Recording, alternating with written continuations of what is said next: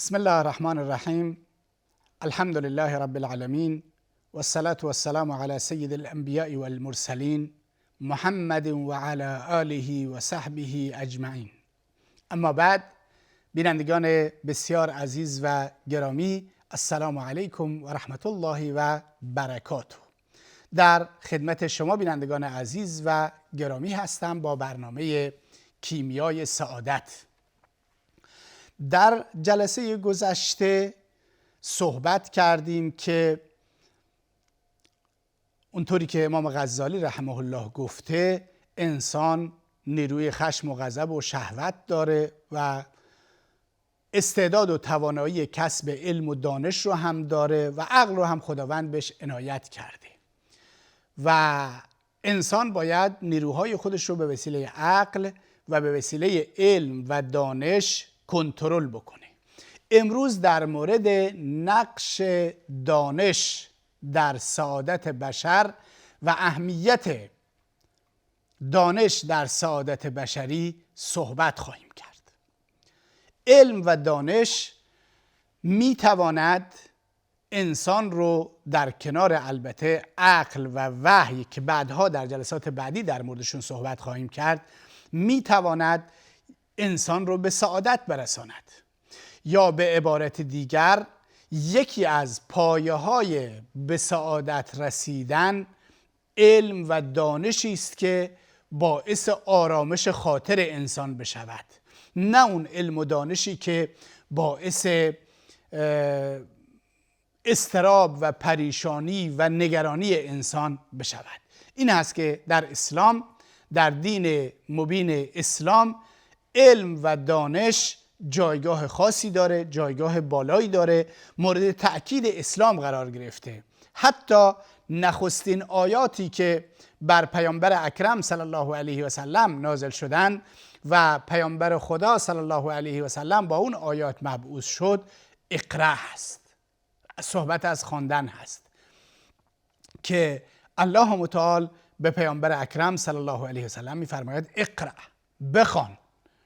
و ما متاسفانه امروز مسلمانان با توجه به اینکه نخستین آیه‌ای که بر پیامبر ما صلی الله علیه و آله و سلم نازل شده در مورد خواندن هست و در مورد علم هست و در مورد دانش هست، ما متاسفانه امروز در دنیا هم در علوم دینی و شرعی کوتاهی میکنیم و عقب هستیم و هم در علوم دنیوی، در علوم صنعت و تکنولوژی و پیشرفت‌های دنیوی هم عقب هستیم.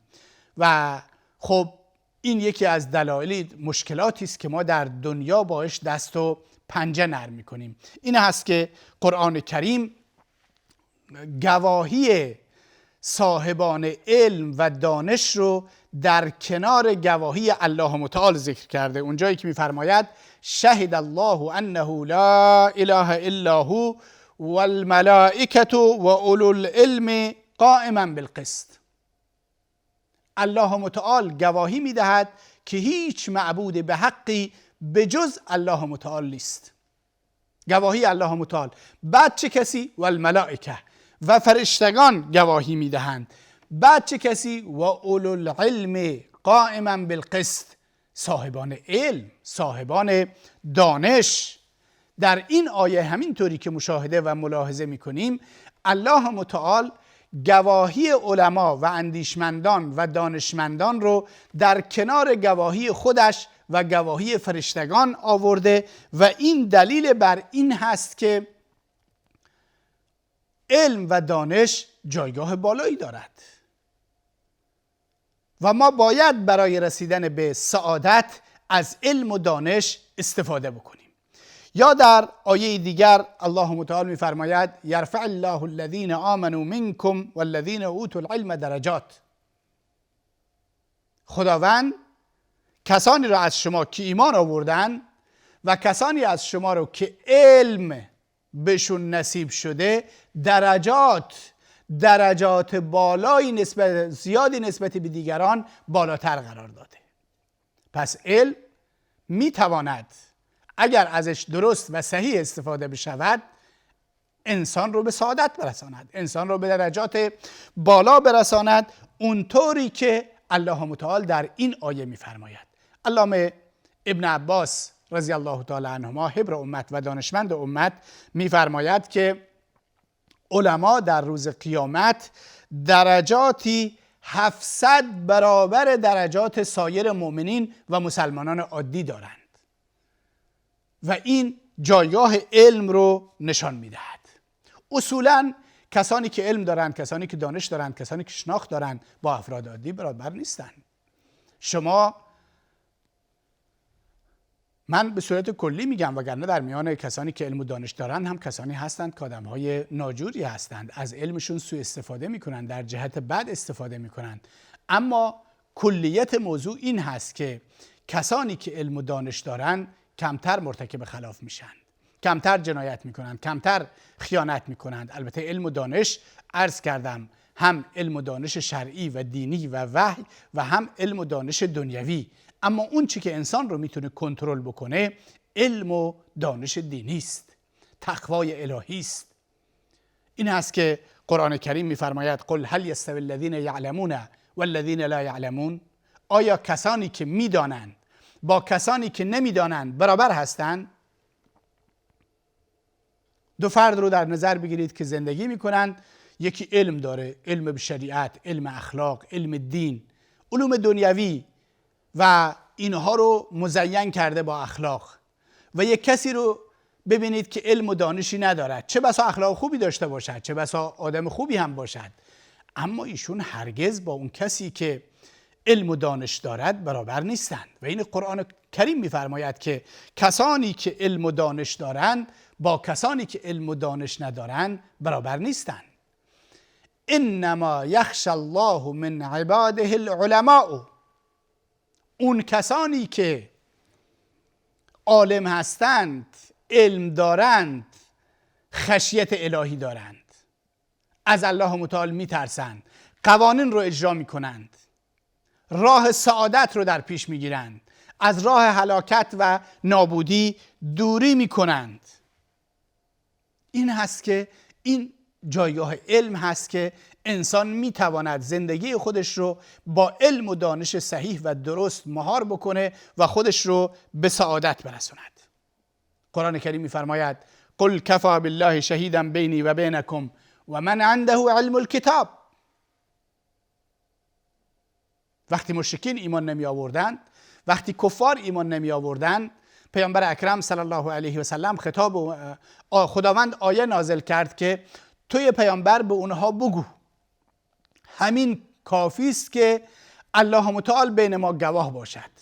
الله متعال گواهی میدهد بر حقانیت نبوت من پیامبر، الله متعال گواهی میدهد که من مسیر درستی رو انتخاب کردم.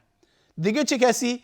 و من عنده علم الکتاب، و کسی که نزد او علم کتاب هست، علم تورات داره، علم انجیل داره. علمای یهود و نصارا هم میدونند که من محمد صلی الله علیه و سلم بر حق هستم.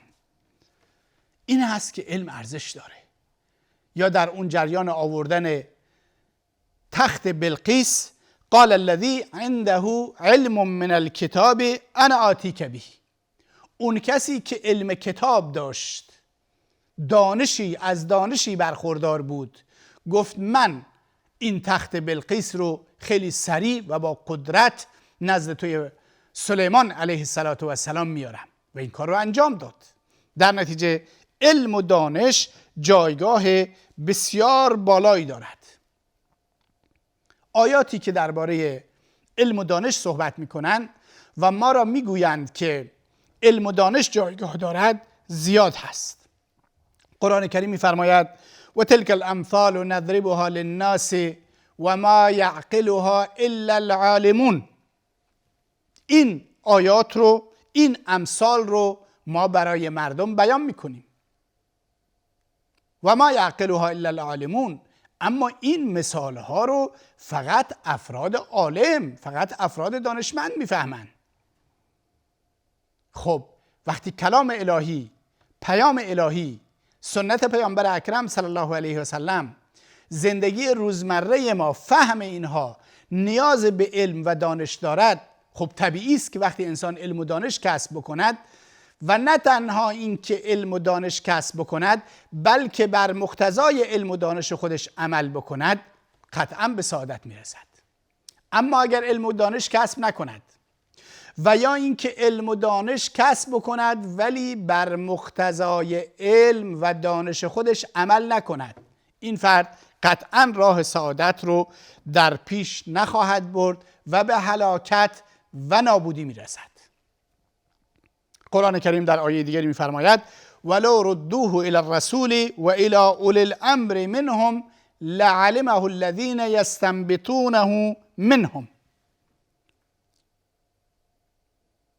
اگر مشکلات رو، معضلات رو، دردسرها رو، چالشها رو به رسول اکرم صلی الله علیه وسلم برگردونن و الی اولی الامر منهم و به اولی الامر. خب اولی الامر همونطوری که میدونید نزد جمهور مفسرین 2 تا معنی و 2 تا تفسیر دارد. یکی حکام مسلمان، حاکمان، و دیگری علما و اندیشمندان. در اینجا قرآن میگه اگر شما چالش ها و معضلات و مشکلات رو به پیامبر برگردونید، زمانی که پیامبر در حیات هست و بعد از پیامبر هم به سنتش برگردونید و به علما و دانشمندان برگردونید، حتما کسانی که توان استنباط دارند که یعنی علما و اندیشمندان باشند، در واقع اینها میتونن مشکل رو حل بکنند و معضل رو حل بکنند. این هست که این هم جایگاه علم و دانش رو میرسونه که خداوند ما رو در چالش ها و در مشکلات و در مسائلی که گیر میکنیم و دچار مشکل میشیم و نمیتونیم بفهمیم، ما رو ارجاع میدهد به علما، ارجاع میدهد به اندیشمندان، ارجاع میدهد به کسانی که از علم و دانشی برخوردار هستند. در آیه دیگر الله متعال میفرماید ولقد جئناهم بکتاب و فصلناه علی علم. ما نزد به اونها کتاب دادیم و با علم و دانش این کتاب رو توضیح دادیم. در نتیجه این میگوید که شما دنبال علم بروید و دنبال دانش بروید. یکی از راه‌های سعادت علم و دانش هست و الله متعال در مقام منت گذاشتن، در مقام احسان کردن میفرماید که الرحمن و تا اونجایی که میفرماید خلق الانسان علمه البیان.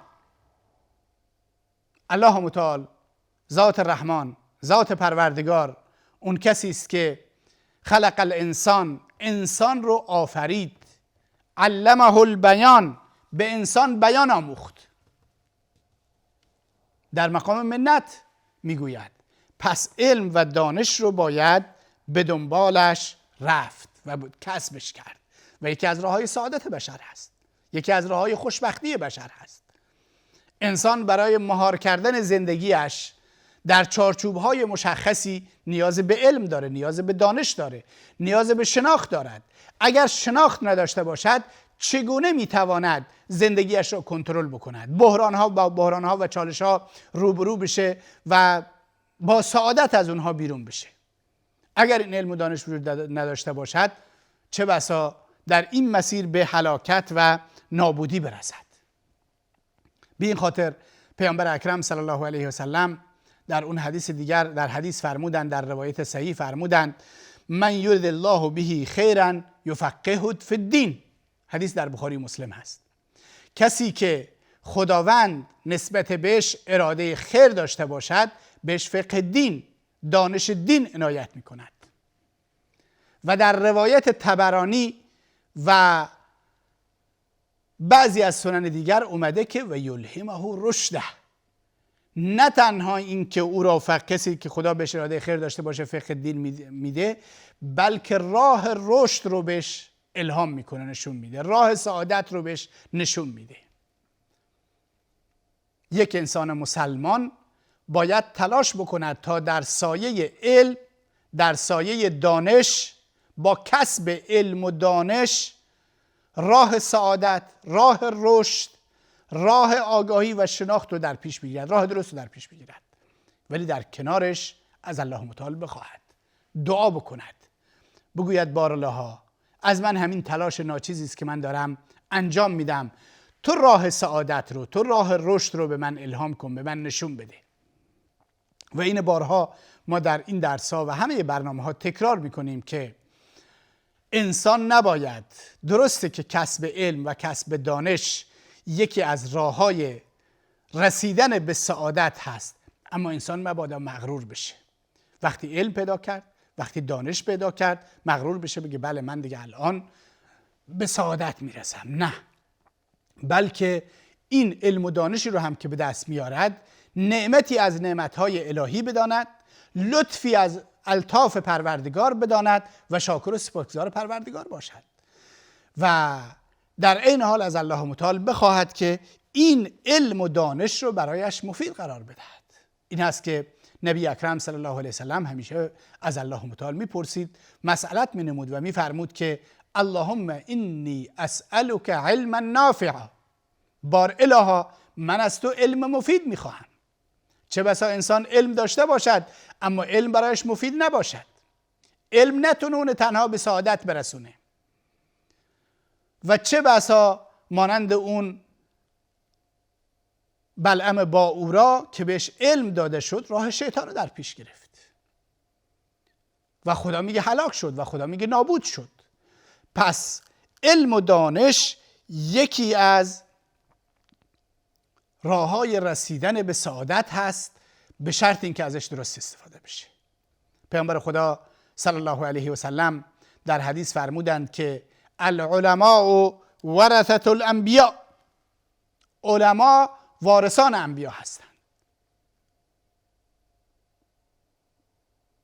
بعدش فرمودند که انبیا لم یورثوا دینارا ولا درهما، انبیا دینار و درهمی از خودشون به جا نگذاشتند. انما ورثوا العلم، انبیا علم و دانش رو از خودشون به جا گذاشتند و ما باید به دنبال علم و دانش باشیم. پیامبر خدا صلی الله علیه و سلم در اون حدیث دیگر فرمودند الناس معادن کمعادن الذهب والفضه، مردم معدنند مانند معدن و طلا و نقره، خیارهم فی الجاهلیه خیارهم فی الاسلام اذا فقهوا. پیامبر فرمودند بهترین اونها در جاهلیت بهترین اونها در اسلام هستند، البته به شرط اینکه فقه و دانش دین به دست بیارند.